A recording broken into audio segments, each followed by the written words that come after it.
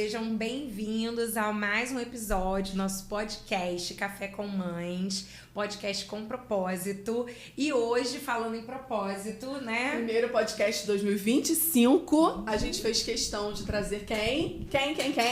Um casal com propósito para nos contar uma história de propósito. Então, sejam muito bem-vindos, Fabrício e Vivi Viguier, que são pastores da Igreja Plena, da minha Igreja Plena, dá licença, mas eu chamei de minha. E a gente vai hoje conversar sobre propósito, mais do que nunca, né, Lari? A gente já trouxe convidados aqui falando sobre propósito, Exatamente. mas hoje a gente vai focar muito nele, né? É com cada pessoa que traz aqui, obviamente, ela vai trazer esse propósito, né? Isso. Mas receber vocês para falar sobre esse assunto, eu tenho certeza que vai edificar, né, a nossa vida, a nossa fé. E acho que para além, né, somente não é sobre religião, né, mas sobre, de fato, seguir uma vida, né, temente ao Senhor, buscando sempre Exatamente. direção, né, de Deus em tudo que a gente faz. Então, para começar, a gente sempre começa pedindo para que os convidados tirem um versículo. E aí hoje a gente vai ter o privilégio de quem comentar o versículo. Olha, a gente tá muito Gente, chique, né? Olha, eu podia dizer pra vocês que esse podcast ele podia ser ao vivo, porque esse domingo na igreja eu fiz propaganda, né, que a gente ia gravar, né? Propaganda é assim que fala, eu tô muito velha, né, gente? Eu fiz aquele negócio lá de mídia. Isso. E aí todo mundo, então que horas é o podcast? Eu falei, então vai gravar segunda. A gente daqui a pouco vai começar a fazer ao vivo, porque a gente não edita Por nada favor. mesmo. Vai assim, do Isso jeito aí. que a gente Vai vai. do Vou jeito puxar o que microfone antes da gente começar. Queria agradecer a vocês por receber a gente aqui. Estamos muito gratos, honrados, né? Porque vocês são pessoas maravilhosas, que a gente admira, que a gente assim, se inspira. Então a gente está muito feliz e muito gratas por estarmos aqui, tá, gente? Muito obrigada, Vivi. Eu falei para as pessoas, né? Eu poderia ficar conversando com Vivi. Um dia inteiro tinha assunto. Que a Vivi é aquela pessoa que conversa na paz, entendeu? Então ela traz, ela vem com ela, vem uma paz com ela, sabe? Mas então, às vezes eu acho que tu render, assusta, né? você acha que eu assustei, porque eu falo umas coisas assim, eu falei, acho que eu assustei. Não, Domingo, imagina. parênteses, domingo que a gente estava trabalhando, a gente consegue ter tempo de conversar no meio do trabalho e filosofa. Quase não faz nada, né, Fê? Opa, tem pouca Aí a gente pra tomar filosofa. conta. Aí Fernanda falando, porque questão de filho viajar sozinho, não pode. Eu falei, que isso? 9 anos de idade, meus filhos vão pra escola sozinhos. Hoje eu já tô o quê? Liberal. Entendeu? Hoje eu já tô outra pessoa. Depois Entendeu? eu falei, É mas seu, depois de eu pensei, verdade. gente, eu acho que eu assustei. Não, acho que não. Mas falei na paz. Foi bom. Na Falei paz, tranquilo. sempre na paz. Vamos lá, Fabrinho, Vamos lá. por favor. Bom, eu antes de sair de casa pensei, vou levar óculos para ler alguma coisa. Não vou precisar de óculos. Podcast, Aí o papelzinho. olha o tamanho, Oh, meu vamos ver, Deus. hein? A vergonha, no Esse primeiro é o minuto de teste. Eu podcast. devia ter ouvido aquela voz Amplia. no meu coração. Mas pode deixar, se você precisar de ajuda, a gente te ajuda Eu vou também. precisar de ajuda. Eu vou precisar Vai, de ajuda. né? Eu acho que é minha... Não, a gente entende. Vivi, Você Vivi, consegue vai. ler, tá tudo Vamos bem. lá. Puxa o microfone, por favor. Nossa, mas é pequeno mesmo, É muito né? Eu acho que até eu pequeno. vou precisar de ajuda. Gente, eu vou precisar de ajuda. Deixa eu ver. Vamos passar pra Daqui a terceira pouco eu vou chamar- tentativa. vou chamar a Lavínia. Peraí, Lavínia, você tá aí no feedback, né? Tá A bom, minha tá filha bom. está aqui no bastidor, né? Aí, 12 anos, aí chama ela não pra não ler, foi né, atingida gente? ainda, vai. Não, mas eu tô bem. Então vamos lá. Se ela precisar de ajuda, aí a coisa Aí- Então vai dar certo. Deem e será dado a vocês. Uma boa medida, calcada, sacudida e transbordante será dada a vocês. Pois a medida que usarem também será usada para medir vocês. Esse versículo é maravilhoso. Já começa com peso, né? A gente tem que Opa! dar uma opinião sobre a Bíblia. Isso aí. Vou ser bem breve. É um contexto em que Jesus está ensinando a gente a olhar para o próximo com mais caridade, com mais cuidado. Porque à medida que a gente usar para julgar os erros dos outros, a gente vai receber a mesma medida em troca. Então, em primeiro lugar, quando você olhar para o defeito do próximo, olha com zelo, com carinho, querendo ajudar e não destruir.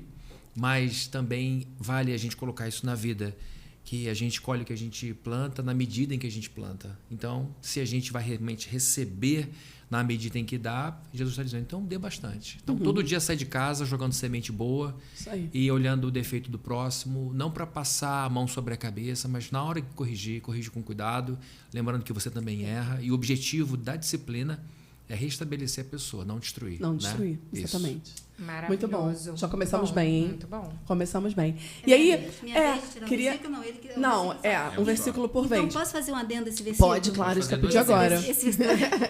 Quando você quiser. Esse Vários. versículo tem muito a ver com maternidade, porque muitas vezes a gente julga a maternidade e a gente sabe disso, né? Opa. Você está numa situação e uma criança alheia tem uma reação ou alguma coisa, e você pensa, não, comigo não, Comigo eu faria não de outra sei. forma. Né? É, E a com gente certeza. precisa ter um pouquinho mais de cuidado, não julgar as outras mães, porque qual é a realidade daquela situação, daquela criança e tal. É uma coisa que a gente batalha, né? É aquela história, né? Exatamente. Seja gentil porque você não sabe o que o outro está Pois vivendo, é, né? né? E isso é muito real, né, gente? A gente não sabe. Às vezes a situação é igual. Você fala assim, meu Deus, eu vivi isso ontem. Mas a minha realidade é completamente diferente da realidade de outra pessoa. Sim, eu não acho dá que- pra gente se colocar assim, né? E esse tempo que a gente tem vivido, né, de rede social, é isso, né? Você olha a vida ali do outro, você nem pode imaginar O que ele muitas vive lá vezes atrás. o que é ali no dia a Aquele dia, recorte né? de 1 minuto de um story, né? Eu tomei É café verdade. da manhã semana passada, depois da Velocity, né?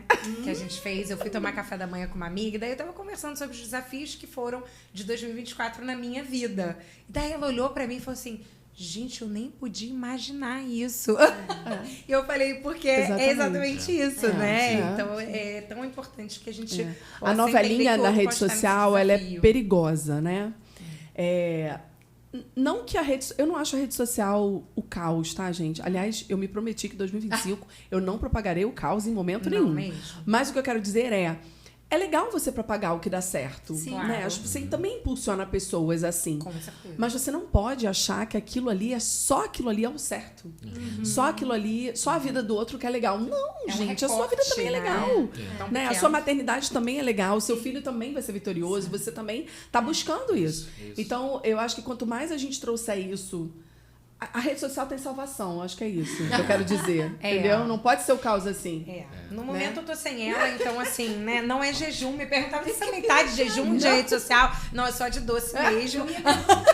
Não, mas eu acho que Deus que me colocou no jejum Deus, da Deus rede falou social. assim, peraí, deixa eu resolver você um pouquinho. Eu perdi todas as minhas redes, mas enfim, depois a gente, né, vários seguidores, vai dar várias certo, elas, vai dar mas certo, vai dar no certo. final, em nome de Jesus. Isso aí. Né? Bom, então, pode falar, Fabrício? Posso por favor, falar? Pode. Você fez um comentário muito rápido, mas muito importante. Quando você falou da plena, é a minha igreja. Desculpa, mas eu falei que é minha. Esse sentimento é muito poderoso. Por quê? Uma vez eu fui convidado com meu filho, João Felipe, para a gente visitar a base de submarinos aqui no Rio de Janeiro, no Mocanguê. Eu nem sabia que ele era a base de submarinos Nem do eu, Brasil. não sabia. O comandante da base era da nossa igreja, Maurício Nascimento. E ele falou, Fabrini, eu queria muito mostrar a base para você. Ele é um submarinista, ele de formação, a paixão dele é submarino. E aí a gente rodou, e eu fiquei impressionado, porque eu vi um maquinário, muitas vezes antiquíssimo, máquinas de 50 anos, 60 anos, funcionando perfeitamente. E um brinco, tudo limpo, tudo organizado. Eu perguntei a ele, que era comandante da base, e eu falei, Maurício, por que quando a gente entra num quartel, seja da Marinha Aeronáutica ou do Exército, a gente vê tudo organizado, limpo, tudo bem cuidado, apesar de antigo? E quando a gente entra numa universidade federal, às vezes a gente encontra tudo Sucateado, depredado, né? destruído, pichado, maltratado. Sim. Falei, qual é a diferença entre um reitor de uma universidade, que também é um funcionário público como você, e um comandante, um contra-almirante como ele? Qual a diferença de um para outro? Ele falou, a diferença básica é essa. Aqui no submarino, a gente falou dentro de um submarino, todo mundo encolhido, porque é tudo pequenininho. Ele falou, aqui cada tripulante é dono de uma parte do submarino. Então, se eu quiser saber por que essa cama está desarrumada, eu vou perguntar ao dono da cama por que ela está desarrumada. Se eu for lá no mancho e perguntar por que esse mancho está torto, eu vou perguntar ao dono. Então, a gente trabalha com a certeza de que todo esse patrimônio é de cada um de nós. Na universidade é de todo mundo e não é de ninguém. Então, quando você fala é minha igreja, esse é o sentimento. É minha igreja, E porque é zelo. É um sentimento É mesmo. zelo. É a cabeça do militar, que é assim, é meu. É meu. E por isso a gente encontra a diferença gritante de conservação, de preservação, Organização, e destruição, né? e caos, É, né? sim, que é sim. meu. Sim. O que não é meu, eu não cuido. Exatamente. Não preciso cuidar, né? Teoricamente, eu não preciso cuidar, né? Entra esse sentimento, assim, meio... Né? É aquela coisa falando- do pertencimento. exatamente, né? Então, o pertencimento. Eu pertenço a esse lugar. Exatamente, eu preciso cuidar, né? Exatamente. E falando em Igreja Plena, a gente queria saber um pouquinho dessa história, como começou uma Igreja Plena. Eu sei que eram pessoas muito jovens, que já tinham um propósito, buscavam um propósito e tinham, acredito que dentro do coração. Conta pra gente um pouquinho dessa história aí, como é que isso começou, como é que foi o sentimento de querer fundar uma igreja, né? Imagina uma responsabilidade imensa, mas queria saber um pouquinho de detalhes sobre isso. Acho que você pode falar um pouco da gente, como a gente estava antes, e como foi o começo, e aí vai desembocar na igreja. Isso. Quando a gente se conheceu, especificamente Plena Icaraí, né? Porque tem outras Sim, não. sim. Quando Que a gente, nasceram da Plena Icaraí, que né? vieram da Plena Icaraí depois. Quando a gente se conheceu, eu tinha 20 anos, eu sou um ano mais velha, você tinha 19. Sim, e continua um ano mais velho. Não mudou, é incrível. Mudou, Cada ano que passa eu continuo um ano mais velho, é incrível, né? Mas eu sou uma pessoa mas não incrível. fisicamente. Não, fisicamente Obrigada, gente. Eu, hein? De jeito nenhum. Mas eu sou uma pessoa de tradições, eu mantenho a tradição. É, de isso ser um aí, ano mais velho. importante. Inclusive, todo ano eu faço aniversário no mesmo dia. Mantenho Também, isso. né? É isso. Então, a gente, assim, individualmente, a gente já tinha entendido que queria servir a Deus de uma maneira diferente do que a gente via todo mundo servindo. Porque na nossa idade, você pensa, 20 anos, 19 anos, o pessoal está entrando na faculdade, Sim. ou um pouquinho no meio da faculdade, não tem ninguém querendo servir a Deus com aquele propósito que a gente queria de ter aquilo como nossa fonte principal de vida. Separadamente. A gente não tinha essa intenção de fazer isso junto, porque a gente nem se conhecia, né? Não. E quando a gente se conheceu, que a gente nem estava pensando em relacionamento nem nada, foi minha irmã que apresentou a gente e tal, a gente entendeu que o outro também queria aquilo, que era uma loucura, você imagina? Você pensa bem, você fala assim, poxa, tem uma pessoa da minha idade, que é a mesma coisa que eu, ainda por cima é lindo desse jeito. Nossa, pronto. Eu vou amarrar, né, gente? Eu dei pra Fernanda um quadrinho. Deus ele propósito. Tá lá no meu consultório. Sim. E aí foi uma coisa que... eu acho que assim, a primeira coisa que fez com que a gente se interessasse, se apaixonasse pelo outro, foi justamente o fato da gente querer a mesma coisa. A gente querer servir a Jesus, a Deus, como prioridade na nossa vida. E depois a gente foi se conhecendo, criando uma amizade muito forte e vendo que, poxa, é muito legal estar junto. E daí a gente foi vivendo a nossa vida sempre com essa missão. Ontem até uma moça estava conversando comigo, me agradecendo pelas coisas que a igreja faz. Eu falei assim, eu não entendo esse agradecimento nesse sentido que você está falando, porque é a minha missão, é a minha vida. Não é? É a nossa vida. A gente não tem o que fazer a não ser isso. Então, a gente foi crescendo nisso aí, casamos, namoramos sempre com esse propósito, sempre com essa... Vocês já eram formados? Já estavam em faculdade? Não. Fabrício estava entrando na faculdade, né? E eu já estava na faculdade. Mas aí ele passou um pouquinho tempo na faculdade. Quer falar?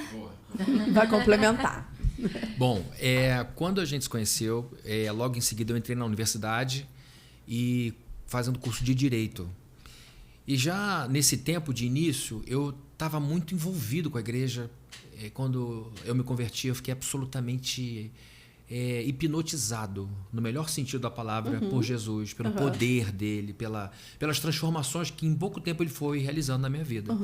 E aquilo foi tomando todo o meu interesse. E eu ia para a faculdade, eu tinha aulas com desembargadores, com juízes, com grandes professores, escritores. Mas aquilo assim, isso aqui não está me dizendo muita coisa.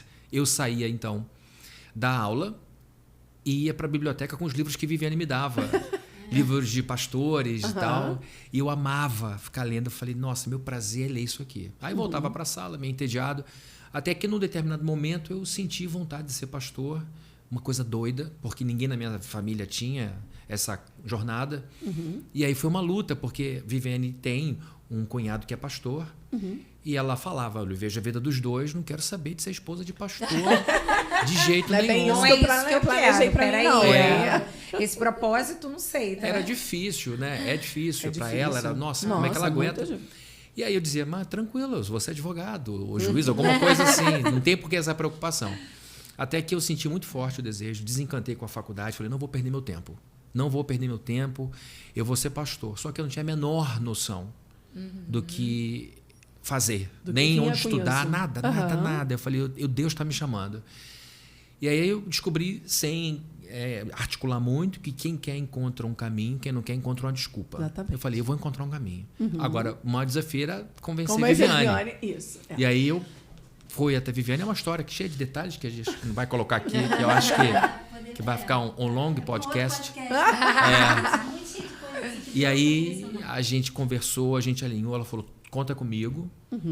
E eu lembro dessa conversa num momento, assim, num lugar super simples, ratos passando atrás da gente, né? Porque tinha um jardim mal cuidado. E aí, de vez em quando, a gente via as folhagens assim. Passou mais um. E aí a gente namorava ali, conversava. E ela falou, vambora, sem muita noção. E aí a gente começa essa jornada de muita entrega a Deus, de muita consagração. E como foi chegar em casa e dizer, vou sair da faculdade de Direito? Porque eu acho que deve ser... E não tendo ninguém, né? Mas eram cristãos, a família. A minha mãe os meus pais eram separados, e meu pai totalmente avesso. Meu pai era médico, ele falava, você tá maluco? Você vai viver do quê? E minha mãe ficava preocupada com a vida privada. Vai todo mundo te julgar, vai ser difícil. Porque eu acredito que seja uma preocupação natural, né? E aí eles tentaram me desviar do objetivo com a melhor das intenções, mas eu falei, não tem jeito, eu fui convocado, não tem como, eu não me via fazendo outra coisa. E aí a gente está resumindo muita coisa. Não, sim. Só isso aqui dá um livrinho. E aí a gente se conheceu e naturalmente a gente foi afunilando as coisas. Eu conheci mais privadamente o pastor Antônio Carlos, que é o cunhado da Viviane. E ele me convidou para ser seminarista da Igreja Presbiteriana da Barra. Comecei. E aí começou aquela história. Eu não quero ser pastor da Igreja da Barra. Eu tenho meus sonhos. Eu quero fazer algo maior, algo diferente, com o nosso jeito. E a gente começou a orar. E aí apareceu a possibilidade da gente fazer a igreja em Caraí. Mas nesse meio tempo a gente casou. A gente teve 2 anos depois de casados, tivemos Camila. 2 anos depois do início do nosso namoro, casamos. 2 anos depois de casados, Camila nasceu. 1 ano e 3 meses depois de Camila, nasceu João Felipe. Isso. E aí a gente estava trabalhando na Barra da Tijuca. A gente morava na casa que... Meu Deus! A gente morava numa suíte, né, dos meus pais, numa casa que eles tinham... que era uma casa de final de semana da família, em Itaboraí, que era uma casa grande, né, tinha piscina, tinha campo de futebol, tudo. Mas a gente morava ali. Longe de tudo, de todo mundo. Naquela época não tinha celular. Vocês lembram? O celular era um troço imenso. E trabalhando na Barra, com 2 crianças pequenas. E vocês iam todo dia pra Barra e voltavam? Fabrício ia todo dia. Não, eu ia... Era quase todo dia. Você depois não ia... Porque começamos logo depois do trabalho com a igreja, você tinha que ficar também... Tinha que dar uns dias aqui em Caraí. Porque é um deslocamento, né? Eu já estudei na Barra, gente. Não é vou te falar que há muitos anos atrás, talvez menos pior o engarrafamento. Mas não, era mais... A gente pegou... Mas é muito chão, na verdade, né, gente? É muito chão, né? E a gente ia com barrigão, às vezes, de 7 meses. E vou falar mais só um detalhe. A gente também... A Igreja da Barra estava plantando uma igreja em São Paulo. E a gente ajudava. A gente saía do grupo de adolescentes na sexta-feira, tipo 11, pegava, era de esquerda para sábado, domingo a gente estava na igreja de volta. Era assim, sexta, aí sábado era em São Paulo e domingo era de volta na Barra. Nossa. Então, a gente pegava o ônibus, dormia no ônibus, eu com uma barriga de 7 meses de Camila. Deus, acordava, tinha reunião lá na Barra com o pessoal, né? Na Barra, desculpa, lá em São Paulo com o pessoal. De São Paulo de noite a gente pegava e amanhecia no Rio para estar na Barra, para estar na igreja no domingo. Com um barrigão assim. Então a gente... E isso durou quanto tempo? Um ano e meio. Microfone para não fugir. Desculpa. 1 ano e meio. 1 ano e meio? 1 ano e meio, meu Deus. Meu Deus. Na verdade, a gente foi para lá quando a gente se casou. Ficamos trabalhando e saímos de lá quando o João Felipe já estava nascido. Então, 1 ano e meio em São Paulo. Mas esse negócio de trabalhar na Barra, a gente ficou uns 4 anos lá. Nossa, muito chão, né? E daí muita dedicação. Veio essa vontade, eu quero, né, tenho os meus... Sim. Os meus propósitos, né? Exatamente. Aí o meu objetivo era ser pastor de uma igreja, meu propósito, minha missão, na verdade, que eu só fazer um parêntese aqui, uma observação, que eu acho que cabe no nosso tema aqui do podcast de vocês. Trabalho e missão são coisas diferentes. E o propósito está dentro da missão, né? O trabalho é aquele negócio que a gente faz para sustentar a família. Missão é aquilo que eu faço de graça, que eu adoro fazer. Prazer, né? Que eu faço por toda a minha vida e dou a minha vida por isso. E é bom quando a gente consegue alinhar as duas, né? Quando você consegue... Nossa, maravilhoso. É maravilhoso. Quando você começa a trabalhar dentro da sua vocação, do seu chamado. Então, a minha vocação para o pastorado foi forte. E aí eu senti dentro dessa vocação uma subvocação. Eu quero plantar uma igreja perto da minha casa. E aí a gente já tinha experiência de trabalhar longe, de ter igreja longe. Eu falei, isso não vai vincular, porque cristianismo é relacionamento. Então, se eu tiver que atravessar a ponte, toda vez que eu quiser ir ao cinema com um amigo, toda vez que eu quiser sair com uma pessoa da igreja, vai ficar difícil. Quando os filhos vierem... Vai afastando, né? E eu pensava, Viviane tem que ter amigas próximas a ela. Então, surgiu a oportunidade de a gente plantar a igreja no bairro onde a gente nasceu, praticamente. Eu não nasci lá, mas fui para lá com 4 anos, Viviane nasceu lá. E eu falei, eu conheço bem essa região, eu entendo a cabeça da turma. E aí a gente conversou, você acha da ideia? Ela falou, vamos embora, mais uma vez. Mais uma vambora. vez, vamos que vamos. Vamos seguir esse objetivo. Então surgiu dentro de muita oração, de muita expectativa e de inquietação também, tá? Que é importante a gente dizer que muitas vezes a gente descobre a nossa vocação, o nosso propósito a partir de um mal-estar muito grande. E tem gente dizendo, o mal-estar não serve para nada, estou aqui incomodado porque eu não quero mais essa vida. Esse incômodo é o início do nosso progresso. Tem um provérbio chinês que diz que a insatisfação é o início do nosso progresso. Então, eu já estava muito insatisfeito com essa distância, vivendo também cansada, com essa coisa longe de tudo. Só que no começo da insatisfação, a gente fica angustiado porque a gente não sabe exatamente o que a gente quer. A gente já começa a rejeitar o que já está acontecendo. Não está bom, não estou satisfeito. E aí parece que só sabe feliz, reclamar. Né? Sim. Exatamente. Só sei reclamar, só sei reclamar, só sei reclamar. Aí até que depois de investigação você diz, acho que a luz está ali. Aí você começa a seguir a intuição e foi assim. A gente começou a ficar com mal-estar, não está dando mais, os adolescentes já estavam ficando uma coisa para nós passada, a gente adora os adolescentes, temos amigos, encontramos uma ontem, né? Da adolescência? Que máximo! Era liderada nossa, era garotinha de 13 anos. Olha que legal, muito legal. A gente reencontra alguns. Foi E aí... ficando difícil também, você fala aí no microfone por mim. Foi ficando difícil também, porque a gente agora tinha 2 bebês, né? Isso que eu ia falar. Então, acompanhar, por exemplo, eu ia chegar nessa jornada aí, porque com todo 2 esse crianças deslocamento. pequenas, né? porque adolescente, assim, a gente participava de tudo com eles. Então, tinha festa de 15 anos de todo mundo. A gente ia, a Fabrício dava uma palavra, aí a gente ficava até tarde nas festas de 15 anos.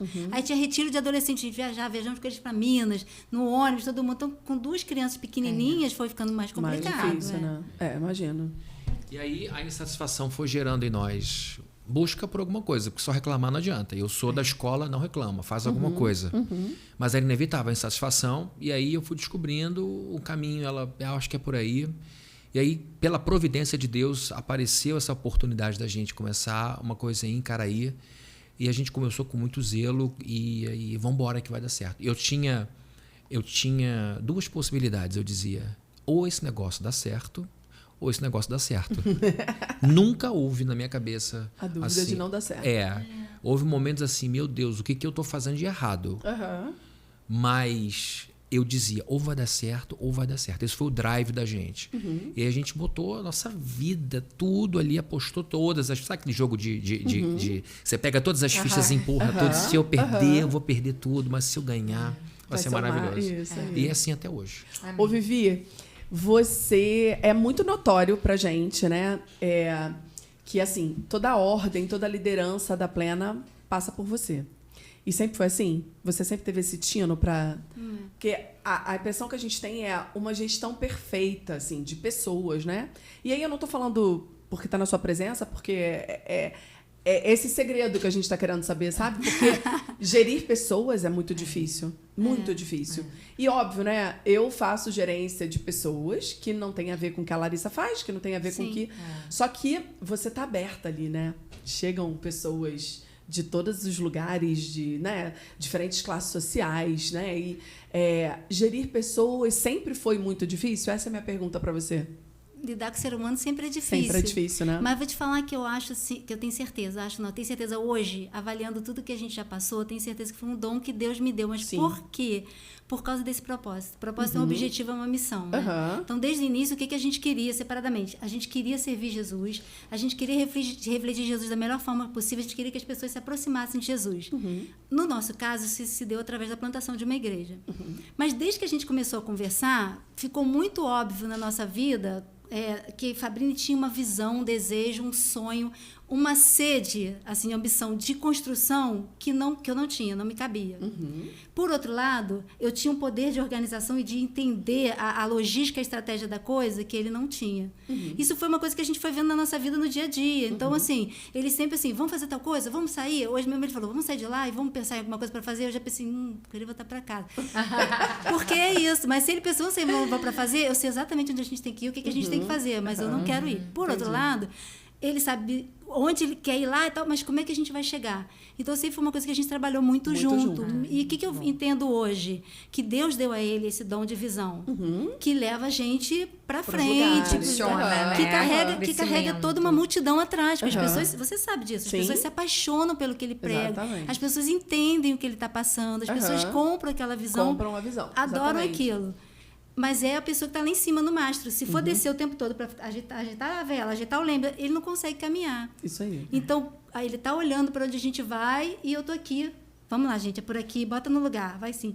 Então, acho que acaba sendo uma coisa natural nossa. A gente descobriu isso depois de muitos anos.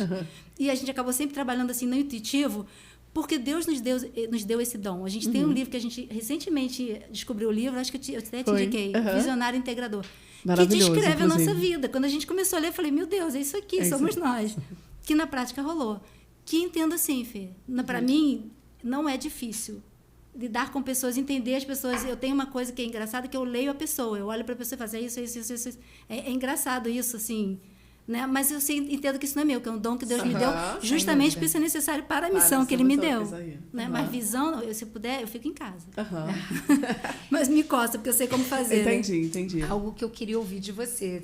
Ele trouxe, né, falando que você não queria ter um marido pastor, né? Mas você tinha um propósito de falar de Jesus, enfim, né? De alguma maneira. Qual era essa maneira que não era através, vamos dizer, aí, do pastoreio? O que você passava na sua cabeça, mas que depois, né? O plano do Senhor é maior, né? E melhor. Você chegou lá. Eu achei lá que eu fosse ser uma profissional, uma boa profissional na minha área. Eu fiz biblioteconomia porque eu sou apaixonada por livro e comunicação, sou até hoje, amo ler e amo comunicação, sou uma pessoa assim, viciada em disseminação de informação. Eu achei que eu fosse ser uma comunicadora, uma informadora em prol de Jesus, porque eu fui criada no Evangelho. Assim, o tempo todo eu vivi. E eu vivi uma época do Evangelho que vocês, não sei se vocês pegaram, você tem família também, você deve conhecer, em que nós éramos os protestantes, os estranhos. Hoje em dia está muito em voga, né? Até perdeu-se um pouco assim daquilo que a gente realmente acha, né? Mas de qualquer forma, hoje é uma coisa fácil de você entender. Na minha época, e eu venho de uma classe social que também não era uma classe social que isso fosse muito propagada, era muita gente voltada para o catolicismo, em que as pessoas olhavam e não entendiam o que a gente era e não entendiam por que a gente era aquilo. Porque eles lidavam com os crentes, com as bíblias, que eram pessoas que eram funcionários deles. Então, eles como assim essa pessoa vai na mesma escola que eu, vai na mesma festa, veste a mesma roupa, e ela tem essa religião que não combina com a nossa classe social? Então, eu queria que as pessoas da minha classe social entendessem aquilo ali, né? Que Jesus não era aquilo que eles estavam achando. Porque eu ouvi várias vezes, você não acha que você é muito inteligente para ser crente? Você não acha que você é muito bonitinha para ser crente? Gente, loucura, né? Você não acha que você se veste dessa forma? Isso aí não é coisa de crente? Que nunca foi uma forma... né? E eu queria que as pessoas entendessem que Jesus não era... essa imagem que eles estavam recebendo, que tinha um Jesus diferente. Então, eu achei isso. Eu vou ser uma comunicadora de alguma forma, porque eu amo comunicação, que vai explicar para as pessoas que o evangelho é diferente daquilo que elas estão entendendo que é. Sensacional. Mas eu nunca pensei no pastorado. Nem pensava que eu estaria o quê? À frente de uma igreja. Não, nem me considero, tá? Assim, é uma coisa que eu luto na igreja, a Fê sabe disso. Eu não sou pastora. As pessoas falam, os nossos pastores, Fabrício e Vivi, né? Muito comum, né? Mas eu não sou pastora. Mas a Vivi, ela seria uma excelente pastora, eu não tenho nenhuma dúvida disso. Mas eu não tenho esse chamado. E tudo bem. Não vou tomar posse de uma coisa que não é minha. Não. E a Vivi faz muito bem o chamado dela. Ela entendeu muito bem, né? Muito. E aí, nessa história, surgiu o Ministério Infantil. Meu Deus! O Ministério Infantil que não para de chegar criança, né? Não para de chegar criança. Todo domingo a gente recebe na igreja do berçário até os adolescentes. Até 14 anos. Até 14 anos. E tem um Ministério de Mulheres e tem um monte de coisa que acontece. A primeira vez que eu fui à Igreja Plena, eu fui na pandemia, né? Já contei essa história aqui pra você. Então, eu lembro que eu tava de máscara e... Todos os lugares que eu vou assistir palestra, aula, eu sou da primeira fileira. Eu tenho esse probleminha. Porque se eu tô ali focada, eu não quero que nada me distraia. E assim, as pessoas falam comigo e eu acabo respondendo. Quando eu vejo, já tô conversando, tô sabendo da vida dos outros, que eu não tenho que saber. Então, eu gosto de ficar ali na primeira fileira. Só que a primeira vez que eu fui, eu falei, meu Deus, eram as pessoas... A gente tinha que botar nome, lembra? Que tinha que botar nome no aplicativo. E aí, você esperava. Esperava assim, você pode ir, né? Porque tinha um número de pessoas, né? Naquele momento, pandemia, a igreja... Tinha um controle absurdo, né? De número de pessoas e tal. E aí, eu fui com uma amiga minha, a Gabriela... E, enfim, já contei que eu estava vivendo um momento difícil com o paciente, enfim. E aí eu fui, e eu falei assim, cara, não vou sentar na primeira fileira não, né? Vou sentar na do lado e na segunda. Porque, né? Aí eu falei, Gabriela, não quero que você fique do meu lado. Ela, como assim, maluca? Você vem aqui na igreja a primeira vez comigo, eu não quero ficar do meu lado. Eu falei, não quero, que você vai ficar conversando comigo, vai me distrair, eu não quero. Aí ela ficou sentada do lado e tinha um corredor, sabe? Tinha espaço. E aí eu fiquei ali do lado, eu falei, vou ficar aqui, você fica aí. Aí você não conversa comigo. Aí, enfim. E aí, nem sei porque comecei a falar isso, gente, que louca. Não, enfim. Aí, talvez. eu falei, meu Deus, isso tudo aqui acontece pra acontecer um culto domingo. Porque tinham pessoas trabalhando. Tinham a igreja impecável. Eu falei, gente, isso aqui deve ter uma limpeza absurda, né? Essas cadeiras todas alinhadas. Gente, não tem nada fora do lugar. E eu falava, meu Deus, isso aqui é praticamente uma multinacional na minha cabeça, né? Eu pensando, porque pra mim, eu ia chegar ali... Eu não tinha noção, de verdade eu não tinha noção. Eu nunca tinha ido a uma igreja evangélica, apesar de já ter sido convidada muitas vezes e não sei por que nunca tinha ido. E eu até brincava, gente, eu não posso ir numa igreja evangélica, porque a hora que alguém falar, você se entrega a Jesus, eu me entrego na mesma hora, eu não tenho nenhuma dúvida. Mas enfim, e aí eu falava, meu Deus, isso tudo aqui acontece no domingo, tá tudo perfeito. E hoje... Eu trabalho na equipe de conectores e eu fico... Gente, é muito trabalho. A gente precisava do dobro de pessoas trabalhando, né? Mas as pessoas que chegam ali no domingo e que encontram a gente dando... Eu falo que a gente chega na Plena, a gente chega na Disney. É uma amostra da Disney. Porque é todo mundo sorrindo, né? Enfim, a gente tem muito prazer em receber as pessoas bem daquele jeito. Como eu sempre falo, gente, eu fui recebida aqui com um sorriso maravilhoso. É assim que eu quero que as pessoas cheguem. Eu lembrei que você falou assim, negócio de mulheres. Você falou alguma coisa de encontro de mulheres. E aí... Aí você puxou a conversa. Exatamente. Aí eu cheguei num belo dia, teve um culto de mulheres. E aí eu falei, meu Deus, é tudo lindo mesmo, né? Tem um enfeite lindo, tem doces maravilhosos, tem pregação, tem um culto que acontece. Eu falei, onde essas pessoas ensaiam? Porque isso aqui, eles não chegam. Será que eles chegam aqui na hora? Fiquei pensando, né? Aí eu abri meu celular, meu bloco de notas, botei um monte de dúvida. Aí no final eu mandei pra Gabriela e ela... Eu não acredito que você não tem. Eu falei, não, eu tô, porque é uma dúvida, né? Porque a gente chega aqui e as pessoas chegam com tudo perfeito e não imaginam que tem uma pessoa ou um grupo de pessoas por trás que deve ser um trabalho muito, né? E aí, imediatamente, eu lembrei, falei, gente, imagina, já teve um momento da minha vida que eu geri 54 médicos. Eu queria enforcar metade e botar a outra metade para dormir. Imagina esse número de pessoas aqui todo para fazer isso tudo aqui acontecer, né? Então, esse trabalho deve ser um trabalho muito grande, né, Vivi? Voluntariamente, assim. Sim, exatamente. Né? A grande maioria é voluntário, o sim. que torna o trabalho mais difícil. Né? Porque você não tem nem aquela coação a certeza que a pessoa vai estar ali também. Você não vem, você vai ser demitido. Não tem... É isso aí. Mas o Fabrício tem uma visão de excelência, sempre foi assim. E muito organizado. Sim. E eu sistemática. Chega a ser doentio, o negócio eu me melhorei muito. Então a gente trabalhou sempre com essa questão de fazer o melhor. E as pessoas compram ideia. Você vem fazendo e estando ali do lado trabalhando, as pessoas compram e flui. Você sabe disso. Isso é ser líder, exatamente. Né? Líder exatamente. A pessoa se inspira, né? Admira. Todo mundo que estuda bom uso do tempo, organização da vida, todos eles enfatizam a importância da organização física, que reflete na mental e mental na física. Então, se você tem um ambiente muito bagunçado, aquilo vai gerar um mal-estar muito grande. Verdade. Esse mal-estar vai gerar um espelhamento que você vai cuidar mal do lugar. Então, se você não cuidar das paredes, não cuidar das arrumações e tudo, você tende a ficar turbulento.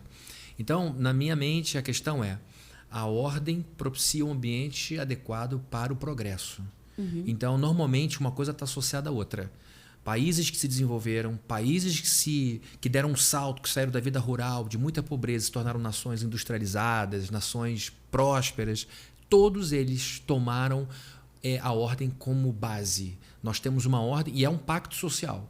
A questão é a seguinte: só vai funcionar se todo mundo concordar que aqui a gente tem que chegar às 7 da manhã, que ninguém vai chegar a tal hora, que ninguém... Então, esse acordo era, em primeiro lugar, um acordo nosso, interno, a nossa vida vai ser organizada. Nossos filhos assim. E aí isso vai ir naturalmente exalando para as relações. E aí, quem é assim, atrai quem é e repele quem não é. O que é bom. Isso aí. É ótimo. A pior coisa que tem é você querer que todo mundo concorde com você. Você não é nada para ninguém. Então a gente falou, nós somos assim. Legal? Querem ficar com a gente? Querem namorar com a gente? Querem casar com a gente? A gente é desse jeito. Vambora? Vamos. Eu gosto de coisas diferentes. Vai com Jesus, vai com Deus. Vai com Mas aqui a Isso gente é importante, assim. é libertador, né? Libertador. E a Libertador. ordem tem sido, para nós, não uma camisa de força. Pelo contrário, é uma terra pronta para jogar semente. Sim. Então, por isso que a gente preza tanto pela organização. Não é a ordem por si, não é a regra que ajuda. A regra regula, baliza. E quando a coisa é grande, quanto mais improviso, pior. Então, improviso cabe quando a coisa é pequenininha. Sim. Então tá bom, resolva aqui rapidinho. Agora, se você tem 300, 400 mil pessoas, é protocolo, é ordem. E, excepcionalmente, a gente abre uma porta aqui e faz diferente. E aí é o treinamento, né? E aí é o treinamento que a gente tem um grupo de líderes. Desse grupo de líderes, eles têm os seus coordenadores têm os voluntários. Então, uma vez por mês, a gente junta todos os líderes, repassa tudo. A gente tem um grupo de WhatsApp dos líderes, quer dizer, todo domingo acabou o culto, WhatsApp, fulano fez isso, o que foi isso aqui? Porque isso aí, tudo é cronometrado, as pessoas nem imaginam, mas até a pregação é cronometrada. Tudo é certinho. Todos os líderes são cobrados pelos próprios líderes, eles passam isso para os seus liderados, né, para os seus coordenadores e voluntários. E a gente está sempre fazendo treinamentos dentro dos ministérios, com todo mundo. Fizemos agora, domingo passado, a Fê estava lá, para a igreja inteira, repassa isso assim, do jeito que a gente pensa. Porque senão a gente perde, né? Precisa então, ter a visão ali alinhada. É um exercício Diário, disciplinar, né? diário. Eu gosto disso. Sim. Eu gosto de fazer a mesma coisa, o mesmo exercício. Eu também por sou anos assim. e anos e anos eu faço. Então é aquela disciplina ali, aquele Sim. treinamento. E funciona, né? E tem que funcionar. E isso se reflete em casa, né? E aí, vocês têm 2 filhos, hoje adultos, né? Importante A que Vivi gente tenha estava uma aqui, ó, netinha. botando pra gente, assim, de um pouquinho de, né? Assim, que ela agora chega em casa, não tem mais filho pequeno pra dar conta, né? Aí ela brincou que é o nosso futuro, né, Lari? O sonho de futuro. vocês. Estamos né? construindo isso aí, né? Estamos lutando realizando pra... o sonho de vocês. Isso aí, estamos lutando pra isso, confesso né? que eu não sei, né? Não sei se a gente tá com essa questão, né, do ninho vazio, como é que vai se funcionar muito bem, não, mas a gente... Mas a gente vai administrar prepara, bem, amiga. vamos, a gente vai se prepara apoiar pra esse nesse momento. momento. Eu acho, a gente vai. Mas, então vocês sempre trabalharam muito com 2 crianças pequenas.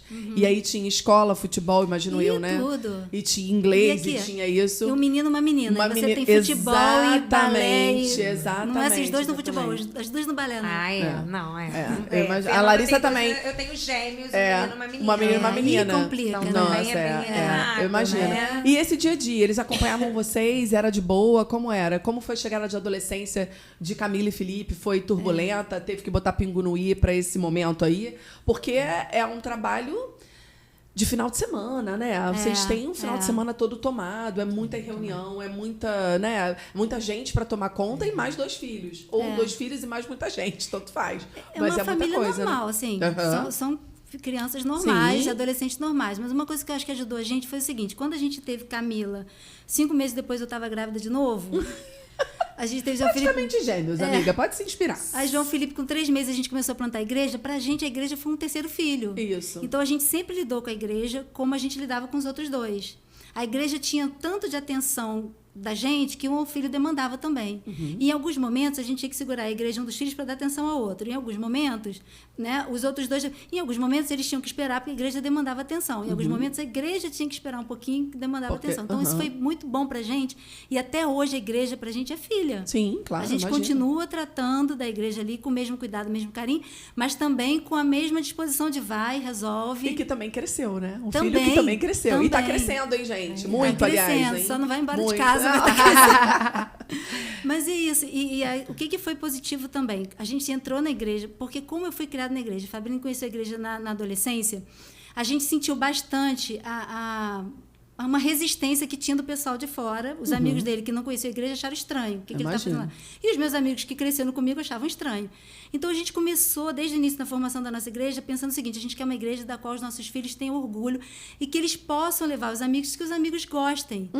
E aí, esse processo todo do grupo de adolescência, falou assim, veio o departamento infantil. O departamento infantil, eu sempre amei criança, sempre trabalhei com criança antes. Mas tem muito a ver com eles. A gente, o departamento infantil foi crescendo na medida que eles foram crescendo. As salinhas iam aumentando, porque eles cresciam. Agora eles precisam passar de fase. E eles chamavam os amigos, porque a gente sempre teve coisa muito interessante, sempre procurou fazer uma coisa legal para eles, para a idade deles. Então, eles sempre trouxeram os amigos. E o Jump veio, o Jump era muito legal, e eles tinham um acampamento. Então, assim, eles crescendo com a igreja sendo uma coisa legal pra eles, né? Pra eles levarem os amigos. Sim. Mas eles também sempre tiveram vida fora, Claro, né, Fê? sim. Os amigos de fora iam. Claro, a as vida festas. acontece, É. né? A vida acontece. Então, claro que a adolescência é sempre uma respirada funda, né? Aham. Né? E eles É, são uma normais e tudo, mas a gente estava lá, estava junto e tinha todo esse processo deles entenderem que a igreja era uma parte da nossa vida. Quando eles tiveram que se virar sozinhos, eles se viraram. Já teve dia Sim. de acontecer coisa, a gente está na igreja, a gente só conseguiu chegar lá. Por exemplo, um dia que a Camila teve um problema de pedra nos rins, ela foi operada, a gente só conseguiu chegar. Pegamos ela no corredor, né, entrando, mas ela já estava bem mais velha e tal. Aham. Dia de eu saber, depois que Felipe estava lutando não sei onde, machucou o braço e né, Você Camila só chegou foi lá. depois já. Só cheguei, né? Eu nem cheguei, porque quando eu recebi, que a gente chegou em casa, que eu recebi a notícia, a Camila falou, mãe, nem vem pra cá, ele já tá na sala lá fazendo negócio, eu tô aqui. Eu tô aqui, Fabrício estava dando aula, eu tô aqui esperando, a gente vai sair daqui, tá tudo bem, nem vem, daqui a pouco a gente tá em casa. E os dois muito unidos? Mais unidos por conta disso ou unidos? Unidos na medida que eles se ajudam muito. Na hora da diversão, eles se divertem sozinhos, separadamente. Mas você sabe que Mas eu e minha eles irmã contam somos com o exatamente assim. Eu e minha irmã somos água e vinho. Água e vinho. Totalmente diferente. Mas Se você assim, olhar a minha irmã, ela fala assim, nossa, vocês são irmãs? Vocês se parecem, mas assim, não pesa nada. Mas a gente é tão unida. Ontem eu conversava isso com a minha mãe. Minha mãe falou, é porque sua irmã mora longe. Aquela história de mãe, né? Porque sua irmã mora longe e não tem um filho. A minha irmã não tem filhos por opção. E aí eu falei, gente, mas... essa distância pra mim não diz nada, porque a gente é muito unida, apesar de ser muito diferente, né? Muito diferente. Eu vou confessar uma coisa agora pra vocês. Eu sofri muito com a entrada na adolescência, muito. Muito, muito, muito. A sua? Não, do meu filho mais velho. Então, eu sofri muito de 14 para 15 anos, mais especificamente. E eu comecei a consumir muito conteúdo de adolescente. E aí, conteúdo tem de tudo, né? E aí eu falei, eu preciso estudar adolescência. Gente, que pediatra é essa que não sabe de adolescência? Não é possível, eu preciso estudar isso. E aí eu fui fazer um processo seletivo para fazer uma pós-graduação em ebiatria. Ebiatria é a medicina do adolescente. E aí uma prova dificílima. Eu falei, meu Deus, eu nem me lembro de nunca ter feito uma prova tão difícil na vida. Enfim, passei, fui cursar. Eis que eu encontro um curso de ebiatria onde a gente só tinha problemas da adolescência. Aí eu achei que eu ia surtar, literalmente. E aí eu resolvi abandonar, porque não era aquele adolescente ali que eu queria estudar. Sim. Porque as pessoas entraram numa de propagar o caos, e por isso que eu brinquei aqui, que eu não vou propagar caos em 2025. E eu falei, não, na minha casa não vai ser um caos. Não pode ser um caos. Deus não quer que eu propague o caos dentro da minha casa de nenhuma maneira. E aí eu comecei a estudar muito adolescente. E nesse dia que eu tomei a decisão que eu não ia estudar. Não é que... Não me entendam mal, pessoal. Não é que eu não ache que o adolescente que teve uma gravidez precoce não precisa... Não é isso. Eu não queria lidar com isso. Eu queria o adolescente saudável. O adolescente que quisesse ali participar comigo para uma vida saudável, tá? E aí... Eu lembro que eu abri os stories nesse dia que eu tomei essa decisão e a Camila tava falando exatamente isso. A Camila é a filha do Fabrício e da Vivi, que tem a Julieta, que tem 1 ano e meio agora. 1 ano e meio? Chegando 1 ano e meio. Chegando 1 ano e meio. 1 ano e meio. E a Julieta mora em Portugal, a Camila mora em Portugal. A gente já vai falar um pouquinho dos filhos. Mas a Camila falava... Não, na minha maternidade não vai ser assim, não. E ela com aquele jeitinho dela assim, eu falei, na minha também não. E aí parecia que eu tava conversando com os stories, sabe? E ela falava, não, eu vou amamentar até onde eu quiser sim. Eu falava isso. E eu não vou... E aí ficou meio uma história. E depois eu liguei pra ela, a gente correndo. Mas esse não propagar o caos é muito isso, né? É muito você ter essa paz de Deus no seu coração. Porque se você entrar na sua casa pra propagar o caos... precisa orar ali por ele. Desanda tudo. Diante disso, eu queria fazer essa pergunta aqui, que a gente não pode deixar de perguntar, que é como que vocês trabalharam, né, valores como propósito, fé e dedicação na criação dos filhos e também nesse cenário, né, que a gente, enquanto eles são pequenininhos, está ali sob nosso controle, isso né? aí. Mas quando eles crescem, né, eles vão bater asas, então, são criados dentro da igreja, mas como que foi, né, esse momento, existiu? Porque a gente sabe que às vezes... eu ouvi do primo do meu marido no Ano Novo, exatamente assim. A gente estava falando alguma coisa de igreja, né? Meu marido também nasceu, enfim, num lar cristão, foi criado. E aí o primo dele falou a seguinte frase. Não, mas aí deu aquela desviada básica e depois voltou. Aí eu falei... Ai, gente, peraí, calma. Ué, desvia? Então, né, diante disso, assim, como que né, ter esses filhos, criar dentro da igreja, passar por esse momento onde, às vezes, né, o mundo, vamos dizer, né, isso aí. tá ali também com suas atrações, vamos dizer. Como que vocês lideram com isso? Lidaram com isso. Antes de eu responder a pergunta, Larissa, eu quero só aproveitar o que a Fernanda falou, e aí acho que a Viviane pode começar essa questão dos filhos e do momento de desvio. Quando você fala que queria ensinar para os seus filhos o que deu certo, ao invés de focar no que deu errado... No problema. Essa é uma questão super atual, super atual. Existe um ramo da psicologia, que chama psicologia positiva, que é uma maneira diferente de olhar o ser humano. Não a partir das patologias, mas a partir do que floresceu, do florescimento, que é um termo da psicologia. Ou você deprime ou você floresce. Então, essa tendência vem de dentro de Harvard, que é uma universidade que é a melhor do mundo. E existe um estudo que começou em 1938, em Harvard, na Faculdade de Medicina. E o objetivo era acompanhar adolescentes de dentro da escola de Harvard, que eram alunos privilegiados, e depois o estudo passou a acompanhar também moradores das áreas pobres de Boston. E aí eles foram acompanhando esses adolescentes com exame de sangue, estatura, condição social, financeira, perguntas, para ver, por exemplo, um JFK que veio de Harvard e um garoto que era pobrezinho que veio de lá. Esse estudo existe até hoje. Já vai para 90 anos. E a base do estudo é exatamente essa. O que faz um ser humano dar certo? E a conclusão do estudo. O que faz um ser humano chegar aos 90 anos de idade, agora já estão com a segunda geração, chegar tão bem lá? Não é conta bancária em primeiro lugar, nível de colesterol, em primeiro lugar, relacionamentos. Então, o estudo comprova que para uma pessoa ser feliz, prosperar na vida, ela tem que investir em relacionamentos. E a busca de Harvard é o que faz dar certo, ao invés de ficarem focados na doença. E aí é o que você falou para os seus filhos. Eu não vou focar no que dá errado no adolescente. Eu vou buscar o que é bom. Não é desprezando a realidade que algumas vezes adoece. Claro que não. Né? E a gente sabe que filho adolescente é aquilo. Né? Eu vou só dar um parênteses aqui antes da Viviane começar a resposta, já entrando na pergunta da Larissa. O meu grande desafio como pai, e pai que leva Jesus muito a sério, né? Não estou dizendo nem como pastor, porque pastor é um título. Sim, claro. Né? E eu tenho o título de pastor, mas a minha essência é de ovelha. É isso aí. Então, nós somos todos ovelhas, com títulos e posições diferentes no trabalho. O meu grande desafio foi descolar o CPF do Fabrini do CPF de Camila e Felipe. E dizer o seguinte, eles não são uma carne comigo, uma carne é ela. Para quem não sabe, uma carne é a figura de Gênesis que mostra que o casamento é altamente vinculante. Então, o casamento é uma experiência única de relacionamentos em que um homem e uma mulher se tornam uma peça de carne só. E os filhos não fazem isso com os pais. Nem os irmãos fazem, nem os primos, nem muito menos sócio. Né? Pelo contrário. Uma só carne é a única possibilidade, biblicamente falando, de acontecer num casamento. Só que se a gente não vigiar, a gente se torna uma só carne com o filho. A relação fica disfuncional. Isso aí. A relação deixa de funcionar de maneira correta. E aí você passa a ser marido da filha, esposa do filho, aí fica disfuncional. Se confundem as coisas, né? Adoece. Fica disfuncional, né? Exatamente. Mas vamos lá. É contigo. Agora eu pensei que você fosse falar mais aí. Então, a gente... Agora, hoje, a gente tem uma percepção... Eu estava falando isso com o Fabrini, acho que foi ontem. Qual a idade dos dois hoje, Vivi? Camila tem 27, Felipe faz 26 agora em março, né? Camila fez 27 em dezembro. É gêmeo, Larissa. Ele faz 26 em março, E Julieta um ano e quase meio. Mas, assim, a gente, hoje, eu estava conversando com o Fabrini, hoje a gente olha para trás, conversando com as pessoas, vendo, eu falei assim, cara, como Deus foi misericordioso com a gente. Sim. Porque Ele ensinou para a gente intuitivamente, a gente foi colocando em prática, coisas que hoje a gente fez, meu Deus, deu certo, funcionou, mas era misericórdia de Deus.